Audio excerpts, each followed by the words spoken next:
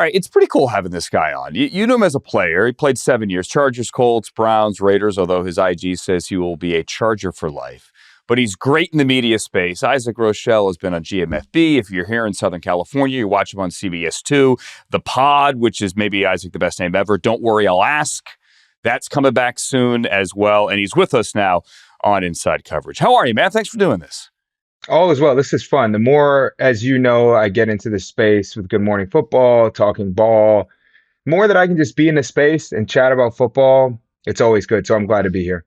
Well, you're kind of the king of the space, you and your wife, Allison. And let's get the congratulations out of the way here. You guys just took to your massive social accounts combined. It was a joint post, I checked, to announce that you're expecting your second. Congratulations. Yeah, thank you. I appreciate it.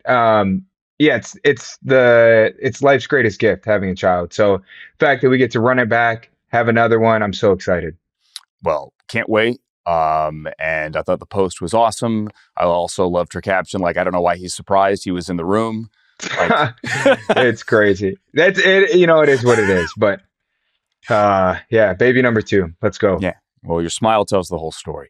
You also were just in Berlin last week, and you saw the Colts and the Falcons. Great game. You know, Jonathan Taylor walk-off. Unbelievable game. Yeah, Jonathan Taylor, it doesn't make sense. He's starting to get into that range of the season that he's having where it's just like, who is Jonathan Taylor? This is crazy. Like, he's on the trajectory of greatest of all time. It almost feels premature to say, but I mean, I think the guy had 286 rushing yards. It's crazy. Yeah. It's impressive. It was one of those performances that one day, if they put him in Canton, and let's not get too excited here, but that will have like a separate corner in the display about that game. And maybe even this season, because running backs, I mean, no running back has won the MVP since Adrian Peterson, but he looks like he could be that guy. And they look like, and it sounds absurd, Isaac, that we would say the road to the Super Bowl in the AFC runs through Indianapolis. There are plenty of people that still doubt them. I know you've been on them for a while. Do you, because this game had a little bit of everything, like a bloody Daniel Jones and turnover issues for the second consecutive week. Do you still see them as a Super Bowl team? Yeah, well, so to answer your question, yes, that's a very simple answer. I think you're going to need Daniel Jones to peak at the right time, though. Daniel Jones has kind of had these ebbs and flows throughout the season, which everybody knows. Jonathan Taylor is going to be who he is. Defensively, this defense has been together for, I mean, really like 5 years. I mean, we're talking about, you know, Zaire Franklin, Kenny Moore, DeForest, when he comes back and he's healthy, Grover Stewart. These are guys that have played together consistently. We know who they're going to be. The question is, who's Daniel Jones going to be come January? My thought, based on what he's done and kind of how he's progressed throughout the year, also overcoming a lot of doubt, I think he can be the guy come January. But that's the only question mark for the Colts that I think a lot of fans and other teams are looking at, saying, you know, maybe they're not the Super Bowl favorite. But look, if Jonathan Taylor continues on a Hall of Fame year that we're going to be talking about forever, they got a good chance. Yeah, and I'm with you here as well. The trade was fascinating, though, because talking to a lot of people, I was at Browns-Jets last week and talking to people on the other side, it's great now, and Sauce makes them better, although he should have held on to that pick. But 2 number ones for Sauce, like if there's any regression here for Daniel Jones, like we had with Sam Darnold in Minnesota, like in December and January last year, now that's a different situation. They had J.J. McCarthy. But they're all in now on Daniel. And if for some reason they're not in a few months, you no longer have number ones. Yeah, I think you have to assume Chris Ballard, given his quarterback history, is not going to move on from Daniel Jones. Daniel Jones could have a average back half of the season. Some would argue he's at an average middle of the season. You're not moving on from Daniel Jones. You're going to at least run it back another year with him, potentially even longer. We see a lot of quarterbacks like, you know, it's the Baker Mayfield deal, the Geno Smith deal, pre-Raiders Geno Smith. You see a lot of quarterbacks that revive their career and go, you know, they get like these 3-year deals.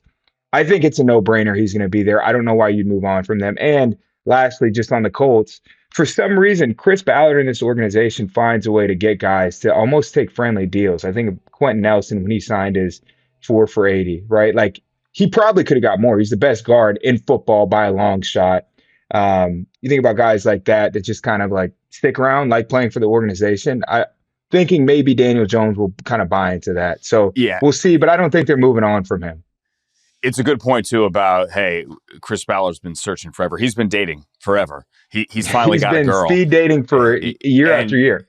Might not be the perfect partner, but he is all in. He's not going back out there to date again. Let's talk about your Chargers, if we can here. We call them your Chargers, right? Yeah, I love that. Okay. So Justin Herbert has been hit on 89 dropbacks this year. And I know a lot of it is injuries, which is the most in the NFL. He's been hit 22 more times than Cam Ward, who's number 2 on the list. It is the second most hits taken of any quarterback in the first 10 games of a season in the last 20 years. Yet they are winning. They are finding a way to win. Is that sustainable? Does it worry you? Absolutely. But here's the reality of it. Justin Herbert, as of now, is healthy. Okay, so we've dealt with that. Okay, he's gotten hit a lot, but he's still healthy. This team is still in a very, very, very healthy position to do well in the playoffs. So I'm not worried. I think you have to look at it as, what if the Chargers do peak at the right time? What if Herbert isn't getting hit at the end of December and going into January? What if they do rope out some of these AFC West games? I mean, their next AFC West game is the 30th, I think, against the Raiders. They're still 3-0 in the division. It's kind of like a what if situation. So I'm not concerned. I think there's a great potential that they could peak at the right time. He's not getting tore up, and this team's going to look really pretty come January. Yeah, and they made Aaron Rodgers look really bad this past Sunday. That 3-0 in September in the division. I don't know that people focused enough on it. They're like, oh, that's cute, 3-0 in the division. No. That is going to pay dividends down the stretch. Andrew, it's everything. It's everything in the division. It's everything. Absolutely. Because it's all about the tiebreakers. Yeah.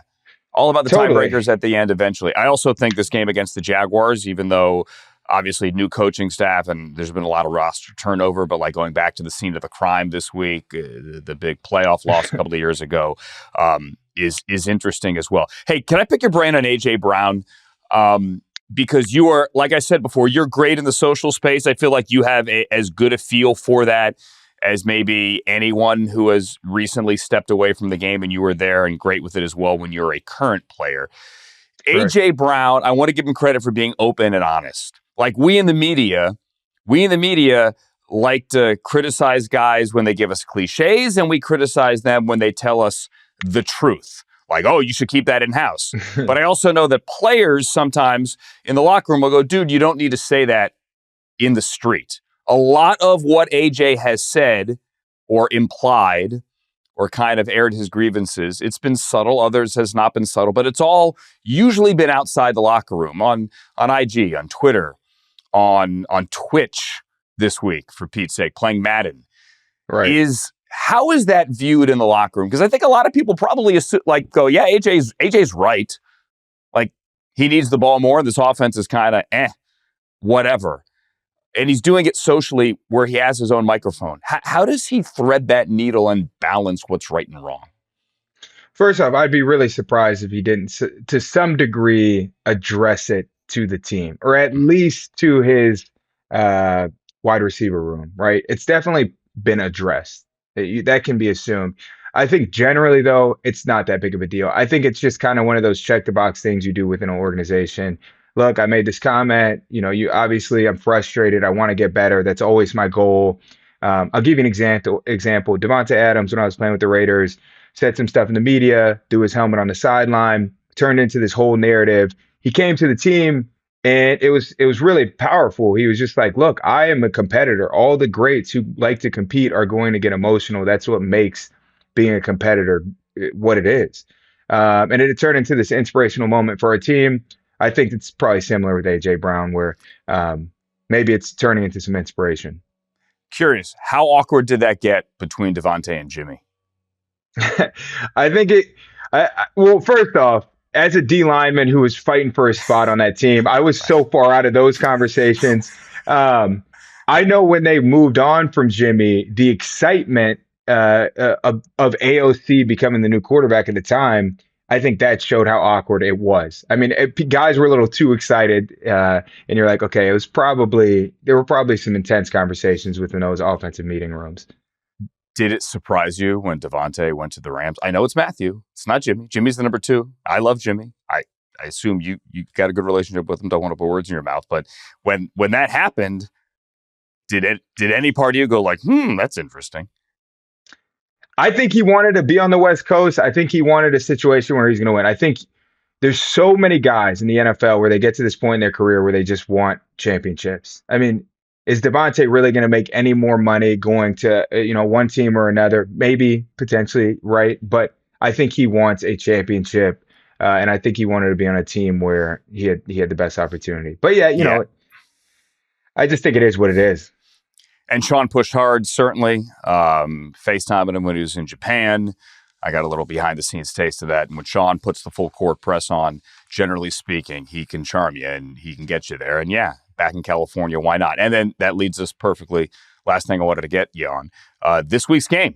You got Matthew and hopefully Davante, if he feels well, against Cooper Kupp coming back to town. And the Seahawks, you look at all the numbers, both of these teams top 5 in everything, offense, defense. This is as good a game. I mean, we always use the cliche, this is a championship game preview. It may as well be. Where do you come down on what goes down at SoFi Sunday? Yeah, I mean, this is classic where you're looking at people playing their former teams and whatnot. But I look at it as Sam Darnold last year, laid a little bit of an egg in a similar game. So I think this is his opportunity to solidify himself as a very legitimate quarterback. We know he is, right? Nobody would deny that, but I think he wants to make it undeniable. And then obviously this is the Cooper Kupp game. I mean, it's impossible to not circle certain games on your schedule. Any player who says that they don't, they're lying, and they're doing it for the media. This is an important game for him for bigger reasons than the playoff picture and who they are within the year. So I think it's going to be a game that's very passionate and fun to watch. But yeah, do we have a better game up to this point? Maybe the only game that was better is the Icy Hot Bowl, unintentionally, but this would be an exciting football game. Well, we get the Icy Hot Bowl round 2 this week as well. You got Joe Flacco, assuming his shoulder's okay, on the road in Pittsburgh. Yeah, there's some great games this week. Chiefs, Broncos, Lions, Eagles as well. And yeah, the Chargers heading back to Jacksonville to take on the Jaguars. Isaac Rochelle, the Don't Worry, I'll Ask podcast coming back soon. Good Morning Football on NFL Network, CBS 2 in Los Angeles, and soon to be a dad for the second time again. Isaac, yes. Thanks for doing this, man. Congratulations. Let's do it again soon. Hope we can. Thanks, Andrew.